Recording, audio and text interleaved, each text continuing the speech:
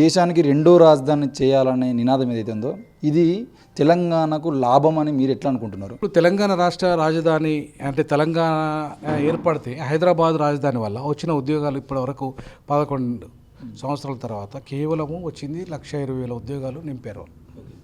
ఇప్పుడు ఈ ప్రభుత్వం 56,000 ఉద్యోగాలు కలిపి మొత్తానికి ఓవరాల్గా 2 లక్షల ఉద్యోగాలు కూడా ఈ 11 సంవత్సరాలలో నిండలే. కానీ హైదరాబాదు దేశానికి రెండో రాజధాని అయితే ఒక 10 లక్షల ప్రభుత్వ ఉద్యోగాలు వస్తాయి. ఎట్లా అంటే ఇప్పుడు హైదరాబాద్ దేశానికి రెండో రాజధాని అయితే సుప్రీంకోర్టు బెంచ్ వస్తుంది, అన్ని కేంద్ర ప్రభుత్వ శాఖలు అంటే దాదాపుగా ఈ 120 కేంద్ర ప్రభుత్వ శాఖలకు సంబంధించిన అన్ని శాఖలు ఇక్కడ రావాల్సిందే. తర్వాత అన్ని ప్రపంచంలో ఉన్న 225 దేశాల యొక్క ఫారెన్ ఎంబసీస్ కూడా ఇక్కడ వస్తాయి. సో అట్లా దానివల్ల ఏమవుతుందంటే ప్రభుత్వ ఉద్యోగాలే దాదాపు ఒక 10 లక్షల ఉద్యోగాలు వచ్చే అవకాశం ఉంది. ఆ 10 లక్షల ఉద్యోగాలలో ఎక్కువ శాతము ఇవాళ నేను డిమాండ్ చేస్తున్నట్టుగా అంటే మనము 95% వాటా మనకు రావాలి కదా, వస్తుంది కదా తెలంగాణ వాళ్ళకి. దాంతో లాభపడేది ఎవరు? నీకు తెలంగాణ రాష్ట్రం వస్తే నీకు 2 లక్షల ఉద్యోగాలు 11 ఏళ్ళలో రాలేదు. కానీ కేంద్ర ప్రభుత్వంలో ఒకవేళ కనుక అది వస్తే ఒక 5 ఏళ్లలో లేదా ఒక 10 ఏళ్లలో దాని అభివృద్ధి చెంది 10 లక్షల ఉద్యోగాలు అయితే గ్యారంటీగా వస్తాయి. ఇక దానికి అనుబంధంగా ప్రైవేట్ ఉద్యోగాలు నాకు తెలిసి ఒక 20 లక్షల ఉద్యోగాలు వస్తాయి ఈజీగా. ఎట్లా అంటే ఫర్ ఎగ్జాంపుల్ ఇదే పుస్తకం ఉంది, రాజ్యాంగం పుస్తకం. ఈ సుప్రీంకోర్టు ఉంటే ఈ రాజ్యాంగ పుస్తకాన్ని కనీసము ఒక 120 సంస్థలు ఉన్నాయి ఏది ప్రింట్ చేసేటి. సుప్రీంకోర్టు ఇక్కడ వస్తే ఏర్పడితే బెంచ్ వస్తే అవన్నీ ఇక్కడికి వచ్చి ఇక్కడ పెట్టుకుంటాయి షాపులు. ఇప్పుడు హైకోర్టు సూట్ మీరు పోండి అక్కడ ఉంటాయి. అట్లానే సుప్రీంకోర్టు వస్తాయి, సుప్రీంకోర్టు సూట్ వస్తాయి. అట్లా చాలా సుప్రీంకోర్టు అనుబంధకు సంబంధించిన ఈవెన్ లాయర్లు, దానికి సంబంధించిన ఛాంబర్లు, ఒక్క సుప్రీంకోర్టు ఏర్పడితేనే ప్రభుత్వ ఉద్యోగాలు కాకుండా ప్రైవేటు అడ్వకేట్లతో సహా కన్సల్టెంట్లతో సహా నాకు తెలిసి ఒక 5-6 లక్షల మంది అవసరం వస్తారు. ఇది ఇక్కడ సిబ్బంది.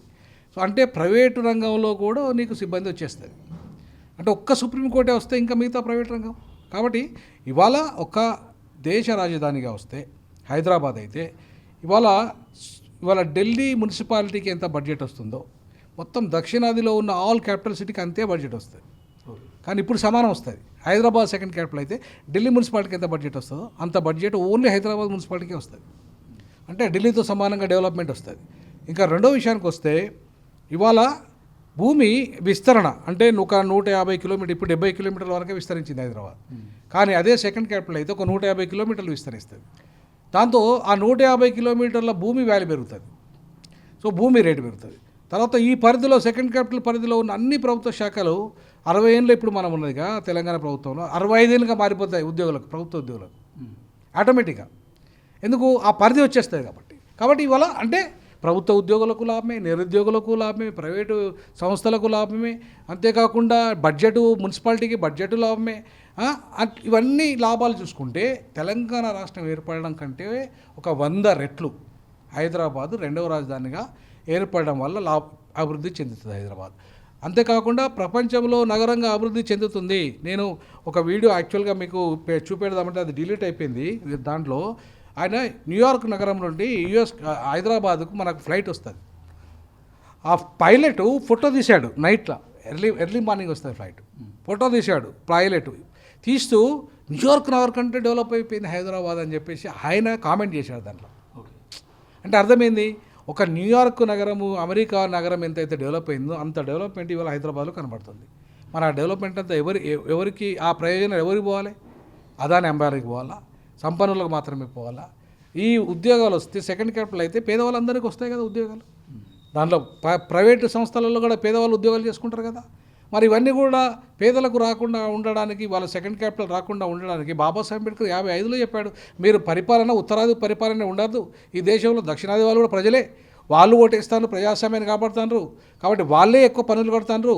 వాళ్ళు 100 రూపాయలు కడితే 40 రూపాయలు కేంద్ర ప్రభుత్వం రిటర్న్ ఇస్తుంది. కానీ అదే ఉత్తరాది వాళ్ళు 100 రూపాయలు కడితే 3 రూపాయలు రిటర్న్ ఇస్తున్నది.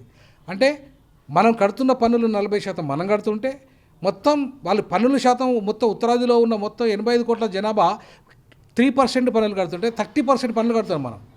వాళ్ళు ఓన్లీ 3% పన్నులే కడుతున్నారు. కానీ మనం 30% పన్నులు కడుతున్నాం. అంటే అభివృద్ధిలో, దేశాభివృద్ధిలో పన్నులు మనం కడుతున్నాం, వాళ్ళు కడుతున్నారా? మనం 25 కోట్ల జనాభా ఉంటే 30% పన్నులు కడుతుంటే 85 కోట్లు ఉన్న వాళ్ళు 3% మాత్రమే కడుతున్నారు. కానీ లాభం రిటర్న్ వాళ్ళకి ఎక్కువ పోతుంది, మనకు తక్కువ వస్తుంది.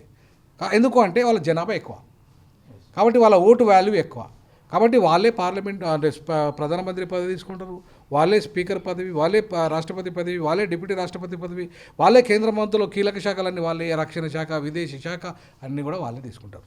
మరి ఇంకా మనం ఎందుకు ఉండాలి మరి దేశంలో?